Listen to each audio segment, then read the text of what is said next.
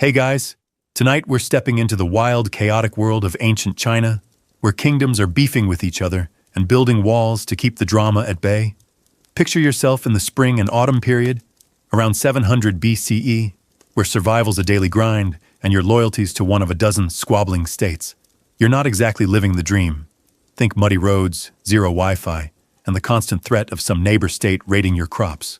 Spoiler, you might not make it through the week without a sword fight or two. So, before you get comfortable, take a moment to like the video and subscribe, but only if you genuinely enjoy what I do here. Also, drop a comment with your city and what time it is where you are. I love picturing you all chilling in different corners of the world. Now, dim the lights, maybe turn on a fan for that soft background hum, and let's ease into tonight's journey together. You're standing on a dusty hill in the state of Chu, the sun beating down like it's got a personal grudge. Below, a gang of workers, mostly farmers roped into this gig, are hauling dirt and tamping it down into what looks like a lumpy, oversized burrito. This is no backyard project. It's the Fangcheng, one of the earliest walls in China, built to keep out pesky neighbors and those horse-riding nomads from the north who don't exactly RSVP before showing up. Your feet sink into the mud, and you're already regretting not bringing better sandals. The air smells like sweat and earth, and someone's yelling orders like they're auditioning for a war movie. Chu's not alone in this wall-building frenzy. Over in Qi, Yan, Zhao, Wei, and Qin, folks are doing the same, each state throwing up its own version of a keep out sign. These aren't the sleek, Instagram-worthy Great Wall segments you're thinking of. No bricks, no epic towers, just packed dirt and whatever rocks they can scrounge. You squint at the horizon, where Chu's wall snakes across the hills like a giant scar. It's not pretty, but it's functional. Kind of like your uncle's old pickup truck. The goal? Stop rival states from stealing your grain, or worse, your whole dang kingdom. You wander closer to the worksite, dodging a guy lugging a basket of soil so heavy he's wobbling like a cartoon character. These workers aren't here by choice. Most are locals, pulled from their fields because the king decided defense trumps dinner. You overhear one grumbling about missing his kid's birthday? Yep. Even in 700 BCE, people had FOMO. The foreman, a burly dude with a whip, barks at them to pick up the pace. You're glad you're just visiting, because this job's got bad Yelp review written all over it. Here's a fun tidbit. These early walls weren't just for show. States like Chu and Qi were in a constant game of risk, with alliances shifting faster than a reality TV show. Historians say Chu's Fangcheng stretched hundreds of miles, a serious flex for a state trying to prove it wasn't messing around. But, and here's where it gets spicy, nobody agrees on how tall or wide these walls were. Some scholars think they were barely chest-high in spots, more like a really ambitious garden fence. Others argue they were legit fortresses. Picture you and your buddies debating whether a burger joint's world-famous fries live up to the hype. Same energy. You kneel to touch the wall, feeling the rough, sun-baked earth under your fingers. It's not much to look at, but it's a start. These walls are like the first draft of a novel, messy, incomplete, but full of big ideas. You notice a kid, maybe 10, hauling water to the workers. He's got this determined look, like he's carrying the fate of Chu on his skinny shoulders. You give him a nod, and he flashes a grin, probably thinking you're some fancy official. Little does he know you're just a time traveler trying not to trip over a shovel. As the sun dips low, casting long shadows over the hills, you climb a nearby ridge for a better view. The wall stretches out, patchy and uneven, like a quilt your grandma started, but never finished. Torches flicker as the night shift takes over, their glow bouncing off the dirt. You hear a worker humming a tune, something about home and harvest, and it hits you. These folks aren't just building a wall, they're building a legacy, even if they don't know it yet. You're tempted to tell them their work's gonna inspire a UNESCO World Heritage Site someday, but you figure they've got enough on their plate. Before you head back to your imaginary time machine, you catch a glimpse of a scout on horseback, galloping toward the wall with news. Trouble's brewing, maybe Qi's planning a raid, or those northern nomads are eyeing Chu's livestock again. The workers pause, gripping their tools like weapons, ready to defend what they've built. You feel a pang of respect for them. This wall, as basic as it is, represents their grit, their refusal to go down without a fight. You take one last look at the Fangcheng, its silhouette fading into the dusk. It's not the Great Wall, not yet, but it's the spark, the first step in a story that'll span centuries. As you turn to leave, you can't help but wonder what's next for these walls and the people pouring their lives into them. Spoiler, it's gonna be a wild ride. You blink, and the world shifts. The dusty hills of Chu are gone, replaced by the sprawling, organized chaos of the Qin dynasty, around 221 BCE. You're standing on a windy plain, the air sharp with the scent of pine and sweat. Before you, a massive construction site hums with activity. Thousands of workers, soldiers, and overseers bustling like ants on a mission. This is no small-time state project anymore. You're in the era of Qin Shi Huang, the guy who just unified China and decided one country, one wall is the ultimate power move. Your sandals are caked with mud again. Apparently ancient China's not big on paved roads. You wander through the site, dodging ox carts piled high with dirt and timber. The vibe's intense, like a rock concert crossed with a military drill. Qin Shi Huang's big idea? Take those scattered walls from Chu, Qi, Yan, and the rest. Yep, the ones you saw last time. And stitch them together into one mega barrier to keep out the northern Jiangnu, those horse-riding troublemakers who love crashing the party. You spot workers hauling stones, their faces grim but focused, like they know this wall's their ticket to keeping the empire in one piece. You pause by a section of the wall, where guys are pounding dirt into layers with wooden tampers. It's still mostly rammed earth, not the fancy brick stuff you're picturing, but it's taller and thicker than Chu's old Fengcheng. You run your hand over the surface, rough, warm from the sun, and solid as a tank. This thing stretches farther than you can see, snaking over hills like a dragon taking a nap. You overhear a soldier muttering about the emperor's orders. Connect every wall from the old states, no gaps, no excuses. Sounds like Qin Shi Huang's the ultimate micromanager. Here's a wild detail. The Qin workers aren't just building a wall, they're inventing logistics. To move all this dirt and stone, they're using wheelbarrows, which, believe it or not, are a hot new tech in 221 BCE. You watch a guy push one, wobbling under the weight, and you can't help but grin. It's like seeing the first iPhone, except it's a cart with one wheel and 0 apps. This kind of ingenuity is why Qin's pulling off what no one else could. A wall that screams, "We're China, and we're not messing around." You follow a group of workers to a nearby camp, where they're scarfing down millet porridge like it's their last meal. Spoiler, for some it might be. The emperor's not exactly winning HR awards. You hear whispers about forced labor, farmers, prisoners, even scholars who ticked off the wrong official, all dragged here to toil. One guy, a wiry dude with a scar across his cheek, tells his buddy he was sent here for disrespecting a tax collector. Yikes. You're suddenly very glad you're just a time-traveling tourist. The camp's a mix of grim and lively. A kid's running around, dodging tents, pretending he's a general. You give him a wink, and he salutes you with a stick sword. But the mood shifts when an overseer rides in, barking orders. The workers snap to attention, and you feel the tension, like everyone's one mistake away from trouble. Qin Shi Huang's got a rep for being ruthless. Unify the country? Sure. But at what cost? Historians still bicker over this. Some say he was a genius who built an empire. Others call him a tyrant who worked people to death. You're leaning toward both as you watch the exhausted crew head back to work. You climb a hill for a better view, the wind tugging at your clothes, below the walls taking shape, linking old sections with new ones, like a giant puzzle coming together. Signal towers dot the landscape, ready to light beacons if the Xiongnu show up. You imagine standing guard here, scanning the horizon, your heart racing at every dust cloud. The wall's not just dirt and stone, it's a statement. Qin Shi Huang's basically saying, "This is China, and you're not invited."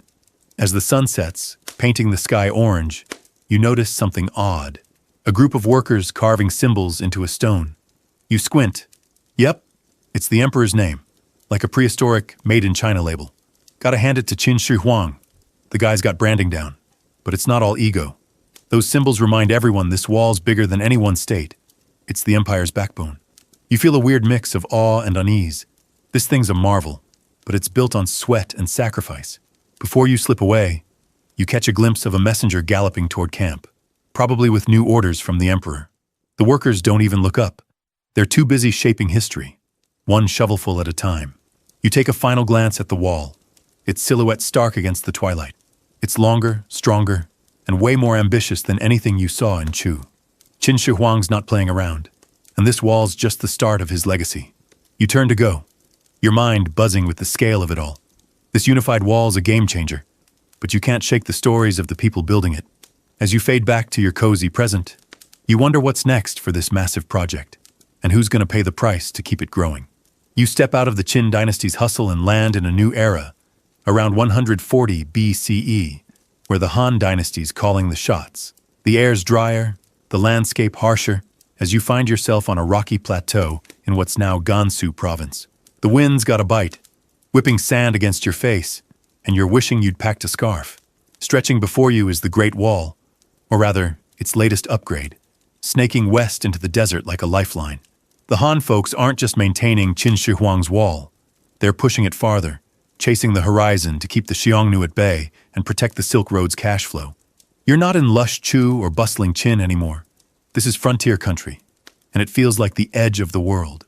You trudge toward a construction site, where workers are stacking stones and packing earth under a blazing sun. The wall here's a mix of rammed earth and reeds, which sounds like a weird smoothie combo but holds up against the desert's wrath. You dodge a camel cart piled with supplies. Yep, camels, because horses are so last dynasty out here.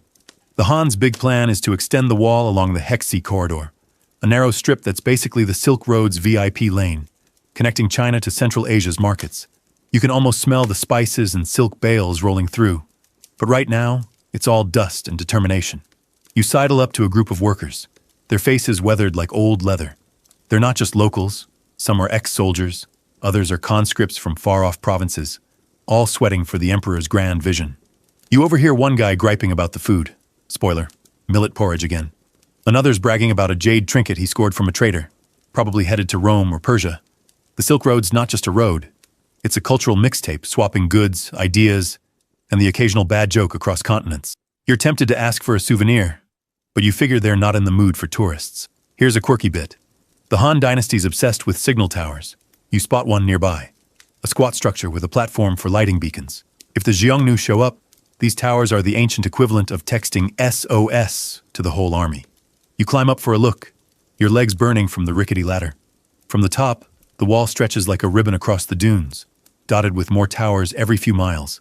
Historians geek out over these, saying they're proof the Han were masters of long-distance communication, like the OG internet. But you're just glad for the view and the breeze. You wander along the wall, kicking up dust with every step. The Xiongnu are the big bad wolf here, nomadic warriors who'd rather raid than trade. The Han emperors, like Wu of Han, aren't messing around. They're pouring resources into this western push to secure the border and keep the Silk Road open. You see soldiers patrolling, their armor clanking, eyes scanning the horizon for trouble. One gives you a nod, probably thinking you're a supply runner. You play along, not keen on explaining time travel to a guy with a spear. The workers' camp is a lively mess, with tents, cook fires, and the occasional stray goat. You spot a scribe scribbling on bamboo strips, logging supplies, or maybe writing a letter home. The Han's bureaucracy is next level. Everything's recorded, from grain rations to how many stones you stacked today. You overhear a debate about whether the wall's worth it. One worker's like, "This thing's saving our butts from the Xiongnu." Another scoffs, "Yeah, but I haven't seen my family in 2 years." It's a reminder. This wall's a lifeline, but it's breaking backs to build it. Scholars still duke it out over the Han's wall strategy. Some say extending west was a stroke of genius, securing trade and projecting power. Others argue it stretched the empire too thin, like trying to cover a whole pizza with one slice of cheese. You're not picking sides, but as you watch a caravan trudge past, loaded with silk and ceramics, you get why the Han bet big on this. The Silk Road's a gold mine, and this wall's the vault door. As the sun dips, painting the desert gold, you climb a dune for a better look. The wall's not just a barrier, it's a statement, carving China's claim into the wilderness. You spot a lone soldier at a tower, lighting a torch as night creeps in. The flame flickers, a tiny defiance against the vast dark. You feel a pang of respect for these folks, building something bigger than themselves, even if they're just trying to survive another day. Before you slip away, you notice a kid carving a horse into a rock near the wall. It's rough but full of life, like he's dreaming of galloping away from this dusty grind. You give him a thumbs up, and he beams, probably thinking you're some big shot inspector. As you turn to go, the wall stretches into the distance, a testament to the Han's grit and ambition. It's not the grandest version yet, but it's keeping the empire's heart beating. You fade back to your cozy present, the desert's heat lingering on your skin. The Han's westward push feels like a bold move, but you can't help wondering what's next for this ever-growing wall, and who's going to keep it standing. You step out of the Han dynasty's desert sprawl and land in a new chapter, around 550 CE, where the northern Qi dynasty's holding court. The air's crisp, carrying the scent of pine and damp earth, and you're standing on a rugged hillside in what's now Hebei province. The landscape's a patchwork of forests and plains, but your eyes are locked on a massive construction project snaking across the terrain. This is the Great Wall, Northern Qi style, freshly built, stretching over 1,000 miles, and looking like it means business. The Han's western push feels like ancient history now. You're in a fractured China, where kingdoms are duking it out and nomads are knocking. Your boots sink into the mud. Yep, still no sidewalks in ancient China. You wander toward the worksite, where hundreds of workers are hauling stones and tamping dirt like they're on a deadline from the emperor himself. The wall here's a beefy upgrade from the Han's reed and earth setup. It's mostly rammed earth, but you spot sections reinforced with stones, like the Northern Qi decided to flex a bit. You dodge a cart piled with timber, pulled by a guy who looks like he hasn't slept since last week. The vibe's intense, like a construction site crossed with a war camp, because that's exactly what this is. The Northern Qi's building these walls to fend off nomadic tribes like the Ruran and Gukturks, who've got a habit of raiding faster than you can say, "Where's the cavalry?" You sidle up to a group of workers taking a breather, their hands calloused and their tunics stained with dirt. They're a mix. Local farmers, conscripted soldiers, even some prisoners who drew the short straw. You catch a snippet of their chat. One guy's complaining about the cold, another's bragging about sneaking an extra bowl of rice. It's the kind of banter you'd hear at any job site, except these folks are building a wall to save their kingdom. You're tempted to join in, but you're pretty sure your modern slang would raise some eyebrows. Here's a cool tidbit. The Northern Qi weren't just slapping together walls, they were innovating. You notice some workers setting up what looks like a proto-machine, a wooden contraption with pulleys to hoist heavy stones. It's not exactly a crane, but it's a game-changer for 550 CE, like inventing the wheelbarrow 2.0. Historians love geeking out over this, saying it shows the Northern Qi's knack for engineering under pressure. You watch a stone swing into place, the workers cheering like they just scored a touchdown. It's a small win, but out here every stone counts. You follow the wall's path, climbing a hill for a better view. It stretches across the landscape, hugging ridges and dipping into valleys, like a giant snake staking its claim. Signal towers pop up every few miles, ready to light fires if trouble rides in. You spot a soldier up there, scanning the horizon with a bow slung over his shoulder. He gives you a squint, probably wondering why you're not hauling dirt. You flash a grin and keep moving, not keen on explaining you're just a time traveler passing through. The camp nearby is a bustling hub, with tents, cook fires, and the faint twang of a lute. Someone's trying to keep spirits up. You see a woman stirring a pot of stew, her kids darting around like they own the place. Families sometimes tagged along on these projects, turning work camps into makeshift villages. You overhear a grizzled worker telling a story about a Gukturk raid last month, how the old wall held just long enough for reinforcements. It's a reminder. This new wall isn't just a flex, it's a necessity. The Northern Qi's surrounded by enemies, and these 1,600 kilometers of wall are their best shot at staying in the game. Scholars still toss around theories about the Northern Qi's wall-building spree. Some say it was a brilliant move, turning a shaky dynasty into a fortress. Others argue it drained their resources, like betting your whole paycheck on a single poker hand. You're not picking sides, but as you watch workers reinforce a section with stones, you get why they went all in. The nomads aren't just a nuisance. They're an existential threat, and this wall's the line in the sand. As the sun dips low, casting long shadows over the hills, you pause by a finished section. The wall's solid, chest-high in spots, with a ditch in front for extra defense. You run your fingers over the packed earth, feeling the weight of the labor baked into it. A kid nearby is scratching a drawing into the dirt. A horse may be dreaming of riding away from this grind. You give him a nod, and he grins, like you're in on his secret. It's these little moments that stick with you, the human side of this massive project. Before you slip away, you catch sight of a scout galloping toward camp, his horse kicking up dust. Trouble's brewing, maybe a raid, maybe just rumors. The workers glance up, gripping their tools a little tighter. You feel a surge of respect for them, pouring their lives into a wall most will never see finished. As you turn to go, the wall looms against the twilight, a testament to the Northern Qi's grit and gamble. You fade back to your cozy present, the hills chill lingering on your skin. The Northern Qi's new walls are a bold move, but you can't help wondering how long they'll hold, and what's next for this ever-evolving barrier. You blink, and the Northern Qi's rugged hills fade, replaced by the bustling energy of the Sui dynasty around 590 CE. You're standing on a wide plain, the air thick with dust and the hum of thousands of voices. Before you, the Great Wall, or what's left of it, is getting a major glow-up. The Sui's not messing around, pouring manpower into repairing old sections and building new ones like they're racing against a cosmic deadline. You're surrounded by workers, carts, and the clatter of tools, and your sandals are already caked with dirt. Guess ancient China's still not big on pavement. The northern cheese, scrappy walls feel like a warm-up act. This is construction on steroids.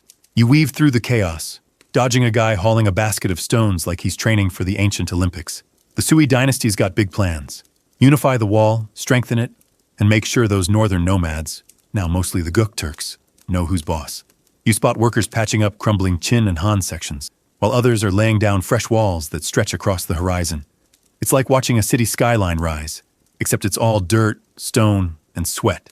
The scale's dizzying. Historians say the Sui mobilized over 1 million people for this, which is basically the entire population of a modern, small state. You pause by a section where workers are pounding earth into layers, their wooden tampers thumping in rhythm. The wall's mostly rammed earth, but you notice some fancy upgrades, stone bases in spots, even early brickwork. You run your fingers over a stone, smooth and cool despite the sun's glare. It's not the iconic Ming Dynasty wall yet, but it's got swagger, like a rough draft that's starting to shine. You overhear a foreman barking orders, something about the Emperor's vision. Yeah, Emperor Wen and his son Yang are all in on this wall, and they're not taking no for an answer. Here's a wild detail. The Sui weren't just building walls, they were flexing their canal game too. You catch sight of a canal nearby, dug to shuttle supplies to the site. It's part of the Grand Canal, a mega project that's like the Amazon Prime of ancient logistics, moving grain and gear across the empire. You watch boats glide in, unloading timber and rice, and you're low-key impressed. The Sui's basically saying, why build just a wall when you can rebuild the whole infrastructure? Historians nerd out over this, calling it a logistics revolution, though the workers probably just want a nap. You wander to the workers' camp, a sprawling maze of tents and cookfires. The crowd's a mix, farmers pulled from their fields, soldiers moonlighting as builders, even some poor saps who got conscripted for tax evasion. You overhear a woman grumbling about missing her village's harvest festival, while a kid nearby is playing with a makeshift toy cart. It's tough out here, and you're glad you're just passing through. You spot a guy carving a tally into a wooden plank, tracking his work hours. Yep, the Sui's bureaucracy is tighter than a corporate timesheet. The camp's got a pulse, though. Someone's strumming a simple tune on a stringed instrument, and a group's sharing a pot of barley stew. You hear a story about a worker who snuck a love letter into the wall's dirt, hoping it'd reach his sweetheart somehow. It's the kind of human touch that makes this grind feel real. But the mood shifts when an overseer rides through, his horse kicking up dust. Everyone straightens up, like kids caught slacking in class. The Sui emperors aren't exactly chill bosses. Push too hard, and you're done. Scholars still bicker about the Sui's wall obsession. Some say it was a masterstroke, strengthening the empire and securing the north. Others point out the dynasty burned out fast, collapsing after just 37 years, maybe because they overdid it with projects like this. You're not picking a side, but as you watch a new section rise, you feel the weight of the Sui's ambition. 1 million people hauling dirt is no small feat. It's a gamble that this wall will outlast the dynasty itself. As the sun dips, painting the plain gold, you climb a nearby ridge for a better view. The wall stretches like a river of stone and earth, linking old ruins with new barriers. Signal towers stand tall, ready to flash warnings if the Guk Turks get bold. You spot a soldier lighting a torch, his silhouette sharp against the twilight. It's a quiet moment, but it hits you. This wall's not just about defense. It's about proving the Sui can do what others couldn't. Before you slip away, you notice a kid etching a bird into a loose stone, maybe dreaming of flying free from this endless toil. You give him a nod, and he grins, like you're in on his escape plan. As you turn to go, a scout gallops toward camp, probably with news of nomad sightings. The workers glance up, their faces set with resolve. You feel a surge of respect for them, building something epic while the empire's clock is ticking. You fade back to your cozy present, the plain's dust lingering in your nose. The Sui's all-in push is a bold move, but you can't shake the feeling their empire's riding a razor's edge. What's next for this wall, and who's going to keep the momentum going? You step out of the Sui dynasty's dusty frenzy and land in a calmer, brighter world, around 650 CE, where the Tang dynasty's running the show. The air's warm, scented with jasmine and the faint tang of market spices, and you're standing on a bustling road near Chang'an, the empire's glittering capital. The Great Wall's still out there, but it's not the star of the show anymore. You're in a China that's less about piling up dirt and stones and more about sweet-talking its neighbors. The Sui's million-man construction crews are a distant memory. The Tang's playing a different game, and you're about to see why. Your sandals are finally free of mud. Paved streets, thank you, Tang Dynasty. You wander toward a nearby outpost, where the wall, mostly old Qin and Han sections, stands quiet, like a retired athlete.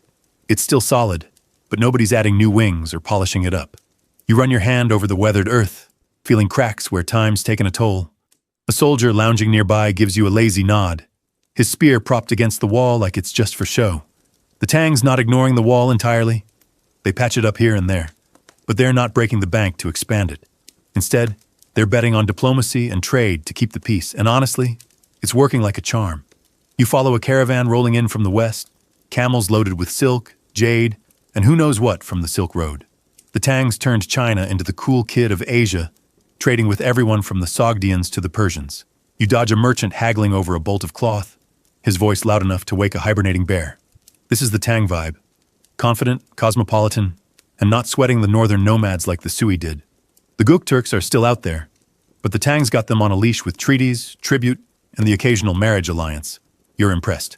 Less shoveling, more schmoozing. The Tang's secret sauce? They're masters of the diplomatic flex. You overhear a conversation at a tea house where a scribe's bragging about Princess Wencheng, sent to marry a Tibetan king to seal a deal. It's like the Tangs playing 4D chess, using weddings and trade routes to keep enemies as frenemies. You sip some tea, way better than the Sui's barley stew, and watch a group of foreign envoys strut by, decked out in robes that scream, "I'm kind of a big deal." The wall's still a backup plan, but the Tang's betting on soft power, and you're low-key rooting for them. You stroll along a quiet stretch of the wall, where a farmer's grazing his goats nearby. The guy's chill, like the wall's just part of the scenery. You ask him about it? Okay, you mime it, because your ancient Chinese is rusty. And he shrugs, saying it's been there forever, like the mountains. It's a weird shift from the Sui's all-hands-on-deck energy. The Tang's so secure, they're treating the wall like your grandma's old couch, functional, but not worth reupholstering. Historians say this piece let the Tang focus on culture, art, and poetry, which is why you're hearing a lute player strumming a soulful tune from a nearby village. Scholars get into it over why the Tang dialed back on wall building. Some argue it was genius. Why waste cash on dirt when you can buy loyalty with silk? Others say they got cocky, leaving the wall to crumble in spots, which bit them later when new threats popped up. You're not here to referee, but as you watch a caravan unload exotic goods, you get why the Tang leaned into trade. This empire's a cultural powerhouse, and the wall's just chilling in the background, like a bouncer who rarely has to step in. You climb a low hill for a better view. The wall stretching across the plains, patchy but still proud. Signal towers stand silent, their beacons unlit, because the Tang's got the north under control, for now. You spot a kid flying a kite shaped like a dragon, its colors popping against the blue sky. It's a moment that feels light, like the Tang's golden age is rubbing off on you. The empire's buzzing with ideas from Buddhist temples to newfangled paper books, and the wall's taking a breather. Before you slip away, you notice a monk at a small shrine near the wall, burning incense and chanting softly. He's praying for peace, maybe for the empire, maybe for the nomads too. You give him a respectful nod, and he smiles, like he knows you're just passing through. As you turn to go, a breeze carries the scent of blooming flowers, and you feel the Tang's optimism, like anything's possible. The wall's still there, but it's not the main event. It's a quiet guardian in a world of deals and dreams. You fade back to your cozy present, the tea house's warmth lingering on your skin. The Tang's diplomatic gamble is a bold pivot, but you can't help wondering how long this peace will hold, and what'll happen when the wall's called back into action. You step out of the Tang dynasty's jasmine-scented glow and land in a grittier world, around 1050 CE, where the Song dynasty's holding the reins. The air's sharp with the chill of early autumn, and you're standing on a windswept hill in what's now northern China. Below the Great Wall, scarred from centuries of neglect, hums with new life. Workers are patching up old sections and building fresh ones, while watchtowers sprout like mushrooms after rain. The Tang's chill diplomacy days are long gone. The Song's got enemies knocking, and you're about to see how they're beefing up their defenses. Your boots crunch on gravel.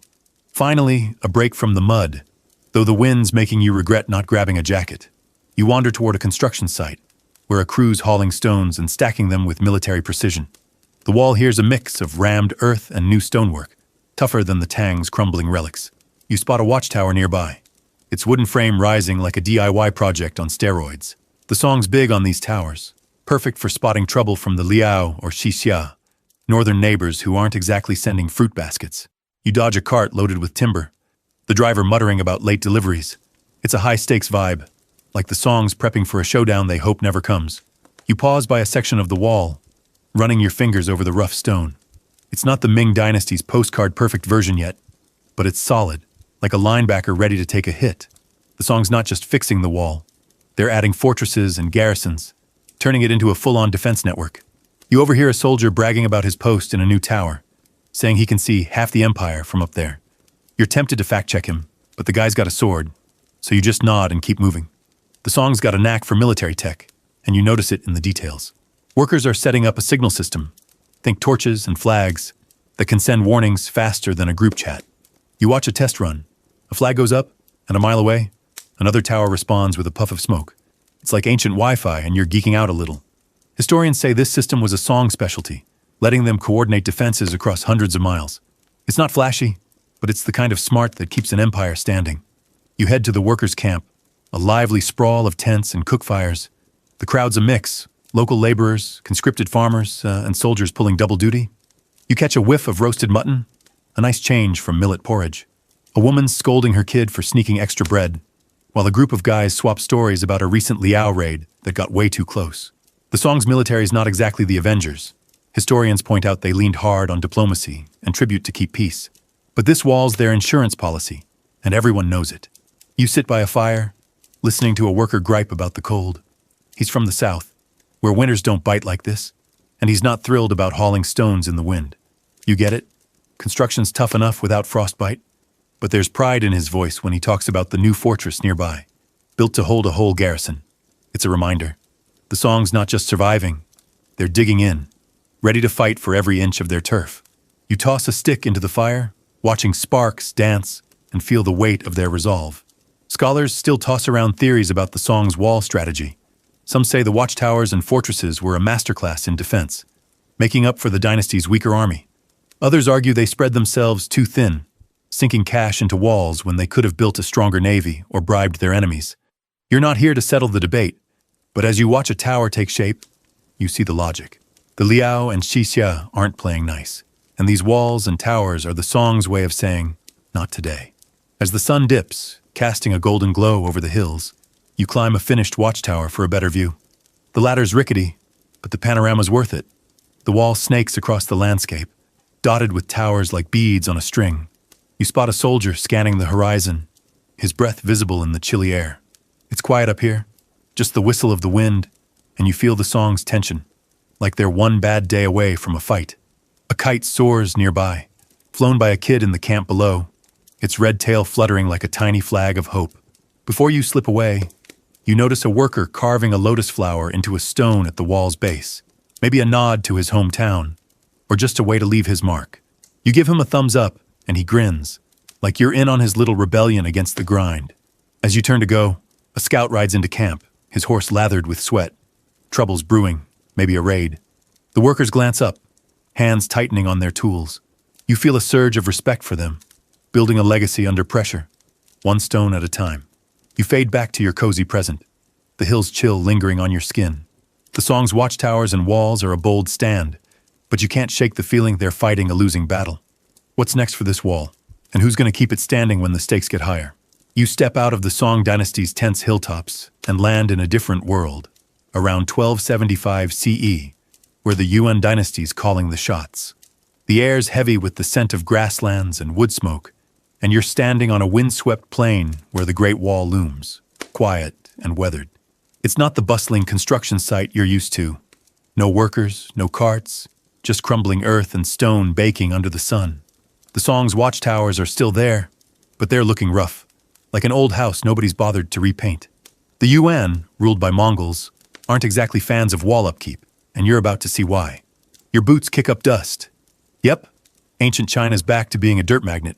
You wander along the wall, dodging tufts of grass sprouting through cracks. The Yuan's got a different vibe from the song's nail-biting defense mode. The Mongols, led by Kublai Khan, conquered China and the steppes beyond, so the wall's not a border anymore. It's just a line in their backyard. You spot a herder grazing his sheep nearby, totally unbothered by the crumbling structure.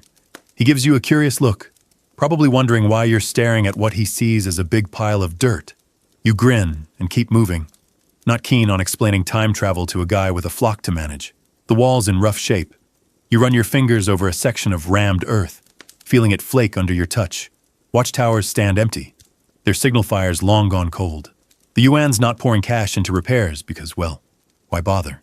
They control the nomads north of the wall, same folks the song was freaking out about. You imagine Kublai Khan looking at this wall and shrugging like, cool, but I've got an empire to run. It's a weird shift, like the wall's gone from star player to bench warmer overnight. You notice something neat in the distance. A Mongol courier on horseback, galloping like he's in a hurry to deliver the world's most urgent takeout order. The Yuan's got this slick postal system, called the Yam, with relay stations stretching from China to Central Asia. You watch him swap horses at a nearby post, barely slowing down. It's a reminder that the Mongols are all about speed and connection, not static defenses like walls. Historians say this system was their secret sauce, letting them manage a massive empire without breaking a sweat. You're impressed, but you're also wondering who's going to fix those potholes in the wall. You head toward a small settlement near the wall, where Mongols and Han Chinese live side by side. The vibe's a mix. Tents next to wooden houses, the smell of mutton stew blending with rice porridge. You overhear a Han merchant griping about Mongol taxes, while a Mongol woman nearby is teaching her kid to shoot a bow. The Yuan's big on blending cultures, which is cool, but it means the wall's not a priority. You spot a kid using a chunk of the wall as a climbing wall, giggling as he scrambles up. It's cute, but it hits you. This thing's more playground than fortress now. You sit by a fire in the settlement, listening to a storyteller spin a tale about Genghis Khan, Kublai's grandpa, like he's a superhero. The crowd's eating it up, but you notice nobody mentions the wall. It's like it's faded into the background, a relic of a China that needed borders. The Yuan's empire is so vast, stretching from Korea to Eastern Europe, that a wall feels like overkill.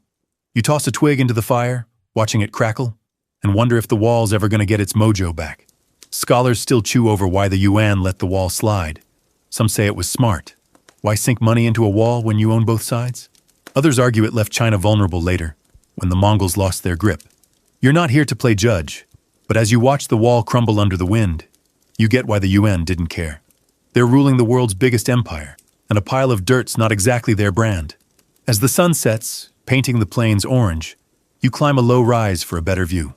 The wall stretches out, patchy and worn, like an old scarf unraveling at the edges. A lone hawk circles above, its cry sharp in the quiet. You spot a Mongol rider patrolling in the distance, not even glancing at the wall. It's a strange feeling, like the wall's holding its breath, waiting for someone to care again. You notice a flower growing in a crack, a tiny burst of life in the decay, and it makes you smile. Before you slip away, you catch sight of a kid etching a horse into a loose stone, maybe dreaming of riding across the steppes. You give him a wave, and he waves back, like your old pals. As you turn to go, a breeze carries the scent of sage, and you feel the Yuan's confidence, like they've got it all figured out. The wall's fading, but the empire's thriving, for now. You fade back to your cozy present, the plains dust lingering on your skin. The Yuan's neglect is a bold choice, but you can't shake the feeling the wall's just biding its time. What's next for this forgotten giant, and who's going to bring it back to life? You step out of the Yuan dynasty's crumbling plains and land in a vibrant, intense world around 1450 CE, where the Ming dynasty's in full swing. The air's crisp, tinged with the scent of fresh-cut timber and baked bricks, and you're standing on a bustling ridge in what's now Hebei province. Before you, the Great Wall's getting a serious makeover. No more patchy dirt piles. This is the real deal, with bricks and stones that scream, "We're here to stay." The Yuan's neglect is ancient history, the Ming's pouring heart and soul into making this wall a legend. Your boots crunch on gravel, and you're already geeking out. This is the wall you've seen in photos coming to life. You weave through a construction site, dodging workers hauling bricks like they're racing for a bonus. The wall here's a beast, tall, wide, and built to last, with smooth stone faces and crenellated tops like a medieval fortress. You run your fingers over a brick, cool and solid, each one stamped with the kiln's mark, like a vintage label. The Ming's not just patching up old sections, they're rebuilding from the ground up, stretching the wall over 8,000 kilometers. You spot watchtowers every few hundred yards, bristling with archers and signal flags. This isn't just a wall, it's a statement. And the Mongols still lurking north of the border are definitely getting the memo. You pause by a group of workers laying bricks with a rhythm that's almost hypnotic. They're using a mix of skilled masons and conscripted laborers, and the vibe's a mix of focus and exhaustion. You overhear one guy griping about the heat, another joking about sneaking an extra dumpling at lunch. The Ming's big on defense after a nasty wake-up call. The Battle of Tumu in 1449, where the Mongols handed them a humiliating defeat. You're glad you're not on the Emperor's bad side, because this wall's his way of saying, not again. The Ming's tech game is next level. You notice workers slathering a sticky mix of glutinous rice and lime onto the bricks. Yep, rice, like the stuff in your takeout. This mortar's a secret weapon, making the wall tougher than anything the Yuan or Song ever built. Historians say it's why Ming sections still stand today, while older walls turn to dust. You watch a mason smooth the mix with a trowel, and you're low-key impressed. Who knew your lunch could double as construction glue? It's the kind of ingenuity that's turning this wall into a global icon. You head to the workers' camp, a sprawling hub of tents, kilns, and the clatter of tools. The crowd's diverse, masons from the south, soldiers from the capital, even some families tagging along. You smell roasting chestnuts, a nice change from the Yuan's mutton stew. A kid's playing with a toy bow, pretending to fend off Mongols, while his mom yells at him to stay out of the brick piles.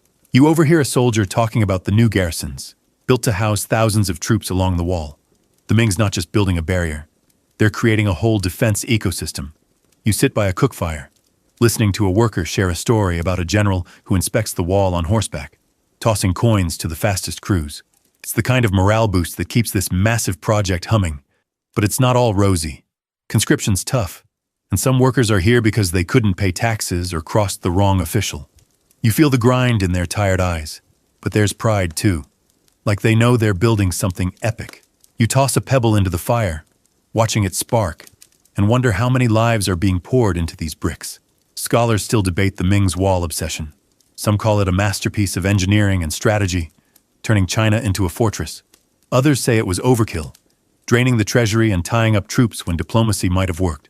You're not picking sides, but as you watch a new tower rise, you get why the Ming went all in. The Mongols aren't gone. They're just waiting for a weak spot. And this wall's the ultimate keep-out sign. As the sun dips, casting a warm glow over the ridges, you climb a finished section for a better view. The wall snakes across the hills, its bricks gleaming like a dragon's scales. Watchtowers stand proud, their flags fluttering in the breeze. You spot a soldier lighting a signal fire, its glow a quiet promise of readiness. It's serene up here, just the hum of distant work and the rustle of leaves, and you feel the Ming's determination, like they're carving their name into history. Before you slip away, you notice a worker etching a tiny dragon into a brick, maybe a good luck charm or just a way to say, I was here. You give him a nod, and he grins, like you're in on his secret. As you turn to go, a scout rides up, shouting about Mongol sightings, business as usual. The workers don't flinch. They're too busy building a legend. You feel a surge of respect for them, shaping a wall that'll outlast empires. You fade back to your cozy present, the ridge's breeze lingering on your skin. The Ming's golden age for the wall is a game changer, but you can't help wondering what's next for this brick and stone giant, and who's going to keep it standing when the world shifts again. You step out of the Ming dynasty's bricklaying frenzy and find yourself in a timeless bubble, floating across centuries of the Great Wall's construction. The air's a mix of dust and pine, and you're standing on a bustling worksite that feels like a mashup of every era you've visited. Chu's muddy plains, Qin's sprawling camps, and Ming's stone towers all in one. The wall's taking shape before your eyes, but this time, you're not just watching the what, you're diving into the how. From rammed earth to fancy bricks, you're about to get the lowdown on the tech that built this beast. Your boots are dusty again, but you're too curious to care. You start at a rammed earth section, where workers are pounding dirt into wooden frames like they're kneading the world's biggest bread dough. It's 700 BCE, Chu's era, and this is the OG wall building trick. You watch them layer dirt, straw, and gravel, tamping it down with heavy wooden mallets. The rhythm's almost musical. Thump, thump, thump, and the wall rises, solid as a rock. You touch the surface, warm and rough, like a sun-baked sandcastle. It's not pretty, but it's tough, cheap, and uses whatever's lying around. You overhear a worker joking about how the wall's half his farm's dirt, and you grin, recycling, ancient style. Fast forward to the Qin dynasty, and you're at another site where the rammed earth game's been leveled up. The workers are mixing in sticky rice. Yep, the same stuff you'd find in a dumpling, to make the dirt stickier. You squat to watch a guy stir a gooey batch, looking like he's brewing a weird soup. This rice-dirt combo's a game changer, making the wall denser and weather-resistant. Historians say it's one of China's earliest bioengineering hacks, and you're low-key impressed.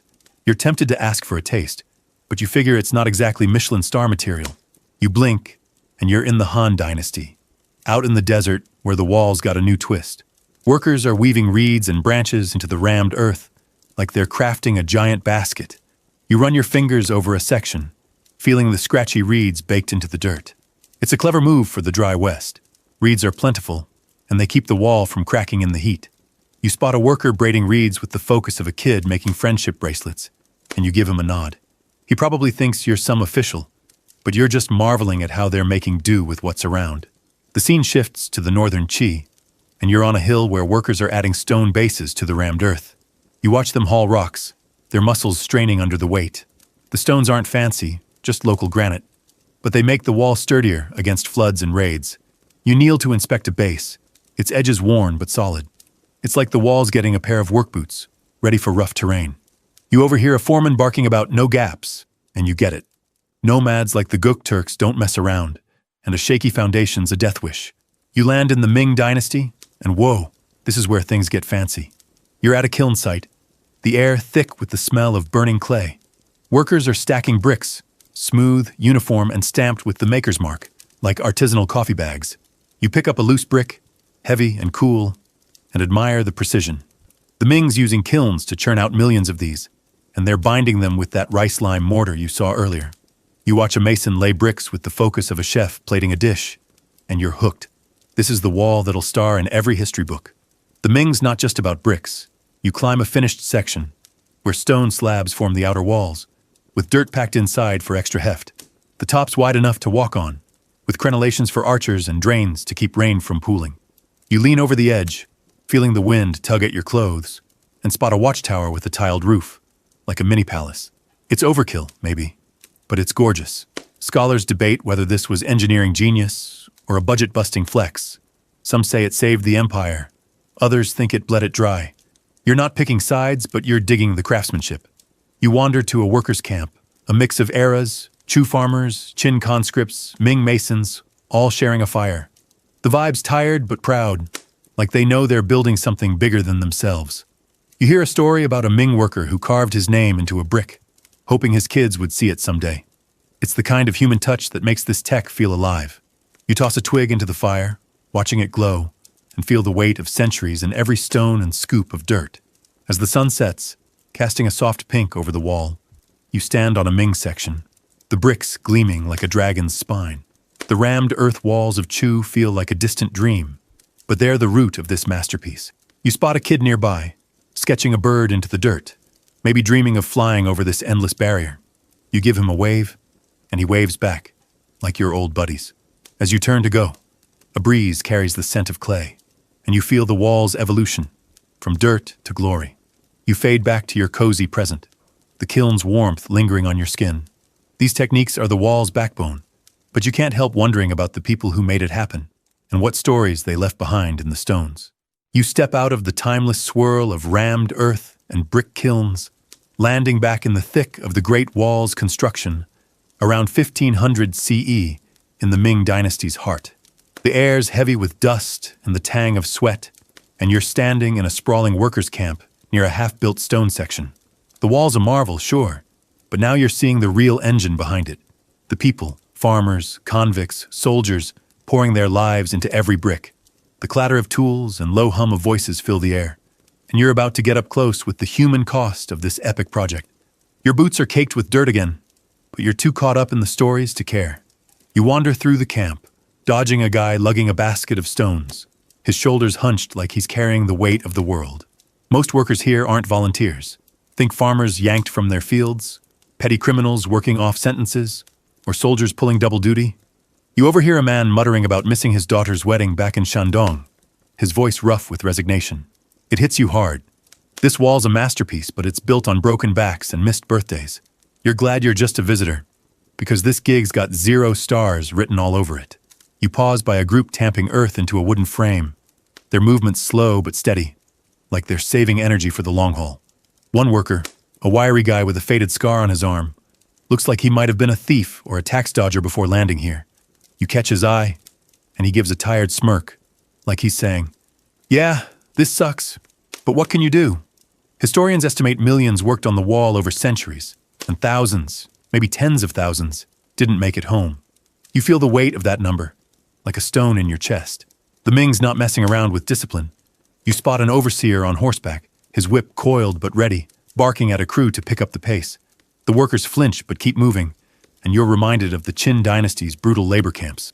A soldier nearby tells his buddy about a guy who tried to desert last week, caught and sent to an even worse sight.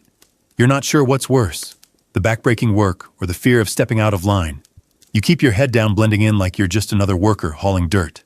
Some workers find ways to cope. You notice a group at a cook fire, sharing a pot of thin porridge and passing around a carved wooden flute. One guy plays a haunting tune, and for a moment, the camp feels less like a prison. You sit nearby, listening as a woman tells a story about her village's harvest festival, her voice soft but alive with memory. It's these slivers of humanity, music, stories, stolen laughs, that keep them going. You toss a twig into the fire, watching it glow, and feel a pang of respect for their grit. You learn something quirky from a worker's chatter. Some laborers hid personal tokens in the wall, beads, coins, even poems scratched on stones, hoping to leave a piece of themselves behind. You kneel by a finished section, scanning for a glint of something buried in the mortar. Nothing catches your eye, but the idea sticks with you, like a secret handshake with history. Historians love finding these artifacts, proof that the wall's not just stone. It's a scrapbook of lives. You're tempted to dig, but you figure the workers deserve their secrets. You climb a low hill for a better view, the wall stretching across the landscape like a stone river. Below, the camp's a patchwork of tents and flickering fires, alive with the hum of survival. You spot a kid, maybe 12, hauling water, his face set with the kind of focus you'd see in a soldier. Families sometimes got roped into this too, and you wonder what his story is. You give him a nod, and he nods back, like you're in on the same grind. It's a small moment, but it grounds you in the reality of this place. Scholars still wrestle with the wall's human toll. Some argue the sacrifice was worth it, creating a barrier that saved millions from invasions. Others say the cost, lives lost, families torn apart, was too steep, especially when diplomacy might have done the job. You're not here to settle the score, but as you watch a worker slump against a cart, you lean toward the too steep side. This wall's a wonder, but it's soaked in sweat and sorrow, and that's not something you can unsee. As the sun dips, casting a warm glow over the hills, you stand by a finished tower, its bricks gleaming under the twilight. The camp's quieter now, workers settling in for the night, their silhouettes soft against the firelight. You spot a woman wrapping a scarf around her kid, whispering something that makes him smile. It's a reminder, even in this grind, there's love, hope, and stubborn resilience. You feel a surge of awe for these people, building a legacy they'll never fully know. Before you slip away, you notice a worker etching a tiny flower into a loose brick, maybe for luck or just to say, "I was here." You give him a thumbs up, and he grins, like you're sharing a quiet rebellion. As you turn to go, a breeze carries the scent of pine, and you feel the weight of their sacrifices, etched into every stone.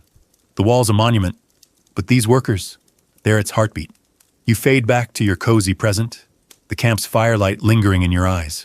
The human cost is heavy, but you can't help wondering about the battles this wall will face and how it'll carry these stories forward.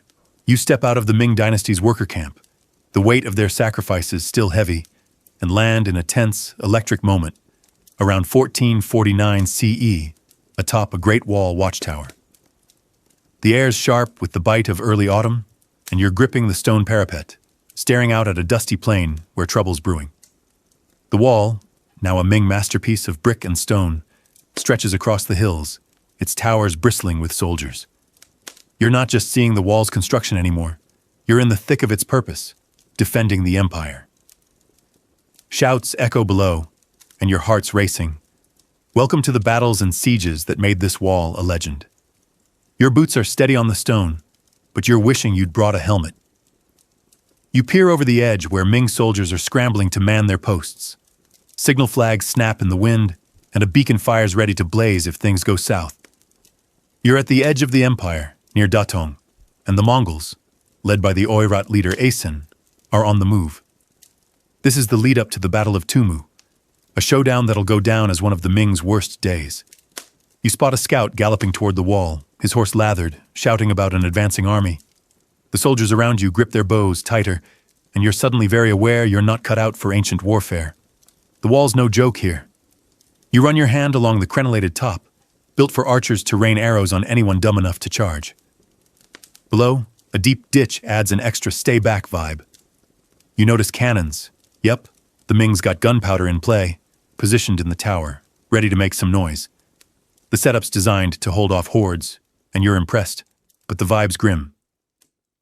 The Mongols aren't just raiders, they're organized, and Asen's got a knack for picking fights the Ming can't win. You're hoping you can just watch from the sidelines. You climb down to a garrison, where soldiers are prepping like it's game day. One guy's sharpening his sword, muttering about avenging a lost buddy. Another's writing a letter home, his hands shaking just enough to notice. The wall's not just a barrier, it's a lifeline, letting the Ming control choke points and slow down invaders. You overhear a captain barking orders about reinforcing a nearby pass, and you get why this wall's a big deal. It's not about stopping every attack. It's about buying time to rally the troops. You're tempted to give a pep talk, but you figure they've got enough on their plate. Something quirky catches your eye. A soldier tying a red ribbon to his spear, a good luck charm from his village. You learn some garrisons had traditions like this. Ribbons, carved talismans, even songs sung before battle to boost morale. Historians love digging into these rituals, saying they show how soldiers made the wall their own, turning cold stone into a home. You give the guy a nod, and he nods back, like you're in on the superstition. It's a small thing, but it makes this war machine feel human. You flash forward, landing in 1550 CE at a different stretch of the wall during another Mongol siege, this time led by Altan Khan. You're crouched in a tower, the air thick with smoke as arrows zip past. The wall's holding, but barely. Mongol riders are testing every weak spot, their horses a blur below. You see a Ming soldier light a cannon fuse, the boom shaking your bones. The wall's strategic genius shines here. Its height forces attackers into kill zones, and the towers let commanders coordinate like they're playing a deadly chess game. You're sweating, even in the cool air, and you're really glad you're not the one aiming that cannon. Scholars still bicker about the wall's military value. Some say it was a game changer, funneling enemies into predictable paths and saving the empire from collapse. Others argue it was a sitting duck, too long to defend fully. And the Ming's obsession with it drained resources better spent on a mobile army. You're not picking a fight, but as you watch soldiers repel a Mongol charge, you lean toward the game-changer side. This wall's giving the Ming a fighting chance, even when the odds suck. As night falls, the fighting pauses, and you stand on the wall, the plain below dotted with Mongol campfires. The stars are sharp, and the quiet's eerie after the day's chaos.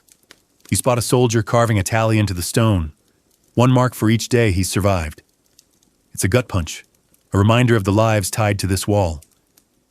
You feel a surge of respect for these guys, holding the line against a storm most folks back in the capital will never understand. Before you slip away, you notice a young archer tying a ribbon like the one you saw earlier, his hands steady despite the day's hell. You give him a thumbs up, and he flashes a tired grin, like you're sharing a moment of defiance. As you turn to go, a breeze carries the scent of gunpowder, and you feel the wall's purpose. Strong, scarred, and stubborn. It's not just stone. It's a shield for an empire, bought with blood and grit. You fade back to your cozy present, the tower's chill lingering on your skin. The wall's battles are epic, but you can't shake the faces of the soldiers who fought them. What's next for this war-torn giant, and what stories will it carry into the future? You step out of the Ming dynasty's battle-scarred watchtowers, the echo of cannon fire fading, and land in a softer, dreamier place. A timeless night around 1600 CE, where the Great Wall glows under a full moon. The air's cool, scented with wildflowers, and you're sitting by a village fire near the wall's base, its brick and stone bulk looming like a silent giant. The soldiers and sieges are behind you. Now, it's about the stories, myths and legends that wrap the wall in magic and heartbreak. Villagers are gathered, their faces lit by flickering flames, ready to spin tales that have outlived empires. Your boots are finally clean, but you're too caught up in the storytelling to notice. You lean in as an old woman begins, her voice low and steady, telling the tale of Meng Jiangnu. Picture this: a young woman, newly married, watches her husband get dragged off to build the Qin dynasty's wall. You feel her grief as she waits, months turning to years until word comes. He's dead, buried under the stones. She treks to the wall, weeping so fiercely her tears crack the earth, revealing his bones. You're hooked, picturing her standing where you are now, her sobs echoing across the hills. The villagers sigh, and you get why this story's a classic. It's love, loss, and a jab at the emperor's cruelty, all in one. The story shifts, and you're walking the wall's moonlit path, imagining Meng Jiangnu's journey. The bricks under your feet feel heavier, like they're holding on to her sorrow. Historians say this tale's been around since the Han Dynasty, evolving from older folk stories. Some argue it's a protest against forced labor. Others see it as a love story dressed up in myth. You're not here to pick apart the details, but as you touch a cold stone, you feel her presence, like the walls whispering her name. It's spooky in a poetic way, perfect for a bedtime vibe. You rejoin the villagers, and a younger guy pipes up with a different tale, about a dragon who helped build the wall. You grin as he describes the beast coiling through the hills, guiding workers to the best paths. It's pure fantasy, but you love how it paints the wall as alive, a creature of stone and spirit. You notice a kid nearby, wide-eyed, clutching a carved dragon toy. These stories aren't just entertainment. They're how people make sense of a wall so big it feels otherworldly. You toss a twig into the fire, watching sparks dance, and wonder what it's like to grow up with a dragon as your neighbor. Another myth floats up, and this one's a doozy. The idea that the Great Wall's visible from space. You chuckle, because even in 1600 CE, villagers are swapping wild claims about the wall's grandeur. A guy swears it's so huge it can be seen from the heavens, and you're tempted to correct him. NASA debunked this one centuries later, saying it's barely visible from low orbit.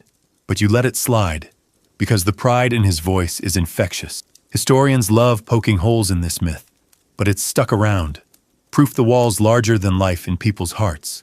You're digging the hype, even if it's not true.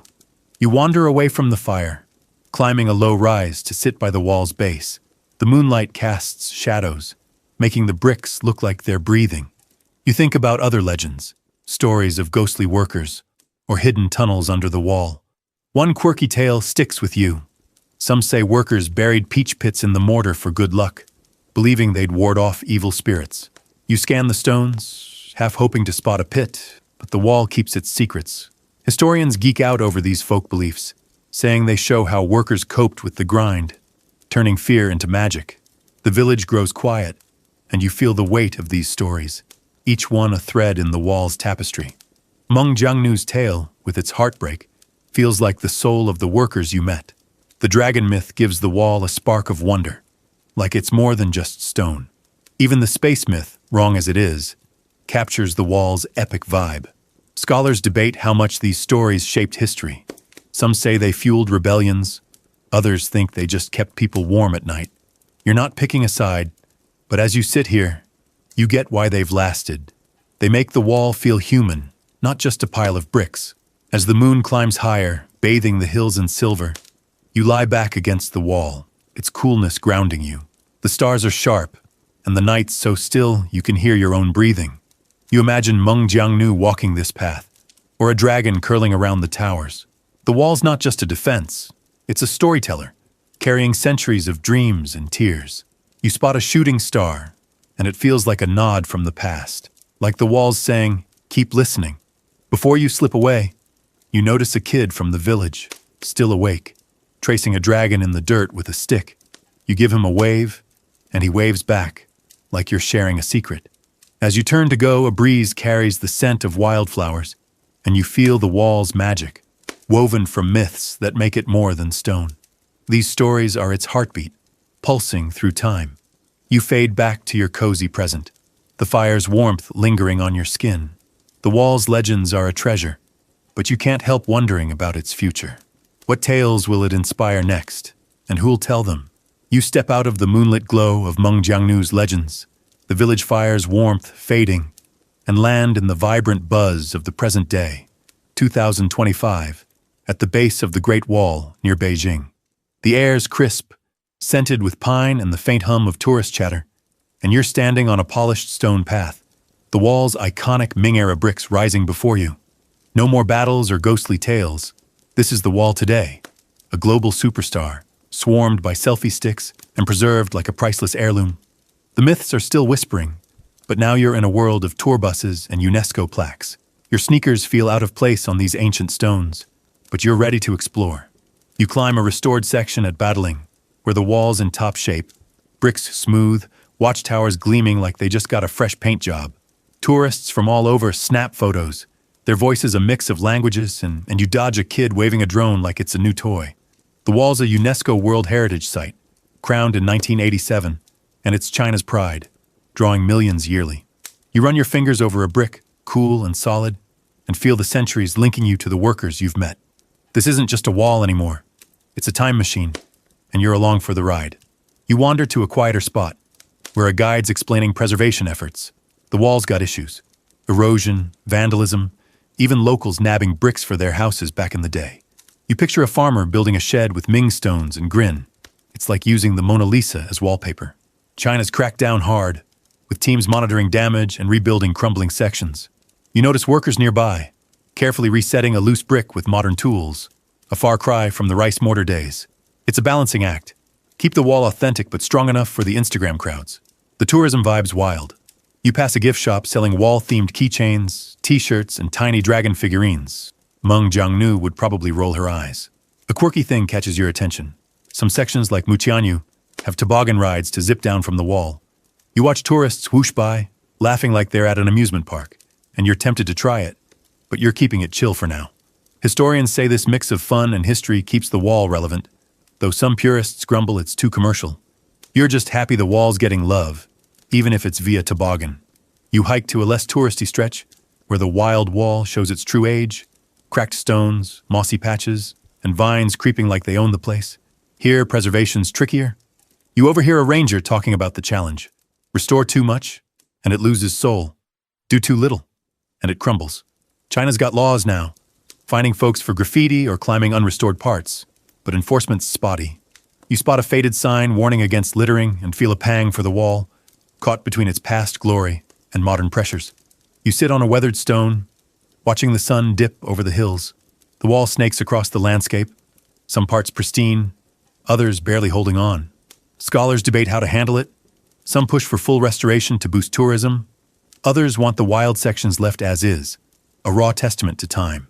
You're not picking sides, but as you watch a butterfly land on a crumbling brick, you lean toward keeping some of that wild vibe. The wall's scars tell stories as much as its polished towers do. The human connection's still alive. You meet a local volunteer cleaning up trash, her pride in the wall shining through as she talks about her grandpa's stories of guarding it in the 1940s. It's a reminder. The wall's not just for tourists, it's home for folks who've lived in its shadow forever. You give her a nod, and she smiles, like you're in on the wall's secrets. Nearby, a school group's sketching the watchtowers, their chatter echoing the kids you've seen carving dragons and flowers centuries ago. The wall's still inspiring, just with pencils instead of chisels. As twilight settles, casting a golden hue, you climb a restored tower for a final view. The wall stretches like a dragon asleep, its curves hugging the hills. You spot distant lights from a village tying the past to now. The wall's a bridge, between empires and selfies, workers' sweat and tourists' awe. You feel a quiet pride for this thing, standing through wars, myths, and now TikTok trends. A breeze carries the scent of cedar, and you're grounded, like the wall's sharing its strength. Before you slip away, you notice a tourist carving initials into a railing. Yikes, bad move. A ranger's already on it, shaking her head, and you grin, knowing the wall's got protectors. You leave a pebble on the parapet, a tiny thank you to the workers, soldiers, and storytellers you've met. As you turn to go, the stars are peeking out, and you feel the wall's pulse, alive with history and hope. It's not just a monument. It's a story still being written.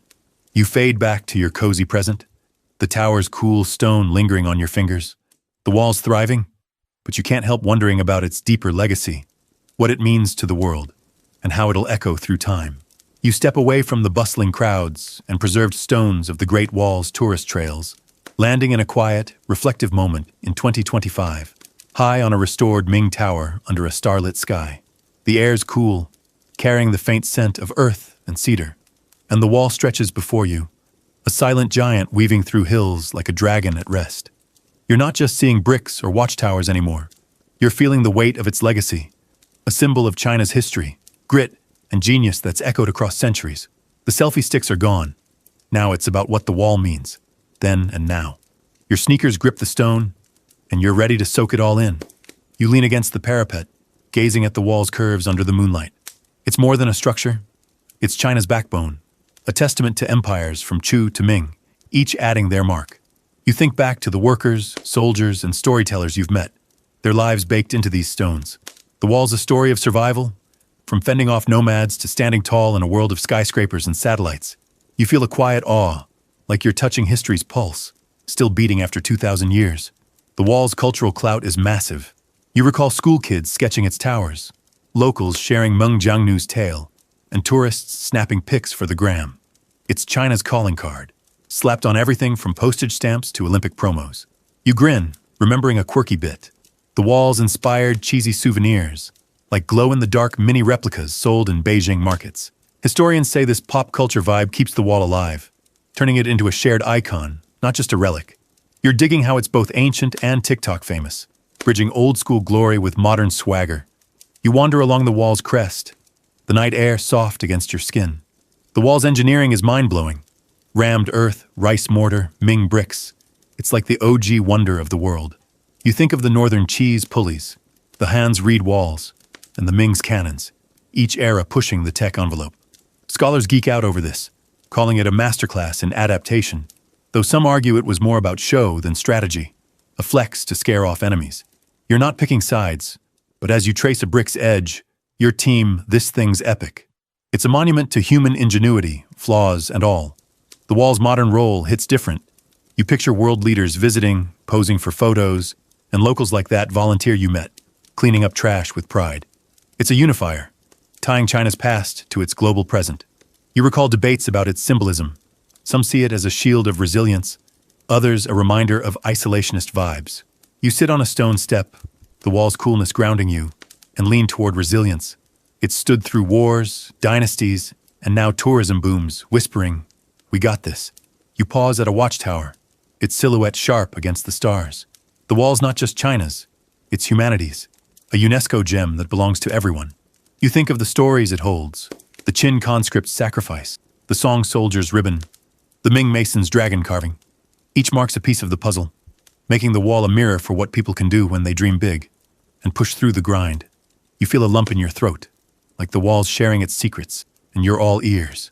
As dawn hints at the horizon, a soft pink brushing the hills, you stand at the tower's edge. The wall's legacy isn't frozen. It's alive, inspiring artists, historians, and random travelers like you. You spot a lone bird soaring above, like it's carrying the wall's story to the world. The breeze hums, and you feel connected, like the wall's part of your own story now. It's not just stone. It's a promise that grit, heart, and a few good ideas can outlast time. Before you slip away, you notice a pebble etched with a tiny star, left by some modern visitor. You add your own, a small, unmarked stone, next to it, a nod to the countless hands that built this wonder. As you turn to go, the first rays of sunrise catch the wall, making it glow like a quiet giant waking up. You feel its legacy, strong and steady, ready to inspire for centuries more. You're drifting now, the great wall's glow fading into a soft, golden haze. The stones, the stories, the centuries, they blur like a dream you're not quite ready to leave. You're floating above the hills, the wall a gentle curve below, whispering tales of workers, warriors, and dreamers.